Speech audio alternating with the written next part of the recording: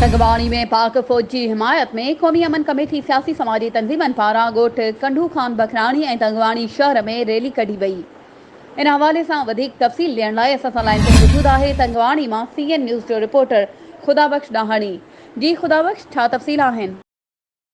जी बिल्कुल, मां के ॿुधाईंदो हलां। पाक फ़ौज जी हिमायत में क़ौमी अमन कमेटी सियासी समाजी तंज़ीमन पारां ॻोठ कुंडू ख़ान बखराणी खां रैली कढी वई। रैलीअ जे अॻवाणी रहमतुल्लाह चन्ना, इलाही बख़्श बखराणी ऐं ॿियनि कई। रैलीअ में शिरकत कंदड़नि जे हथनि में बैनर, प्ले कार्ड ऐं पाकिस्तान जा झंडा हुआ। रैलीअ में शिरकत कंदड़नि पाकिस्तान ऐं पाक फ़ौज जे हक़ में नारेबाज़ी कई। रैलीअ में शरीक अॻवाननि रहमतुल्लाह चन्ना, इलाही बख़्श बखराणी, सचल शेख ऐं ॿियनि मीडिया सां ॻाल्हाईंदे चयो त कुझु माण्हू पाक फ़ौज जे ख़िलाफ़ ग़लत अल्फाज़ इस्तेमाल कनि था।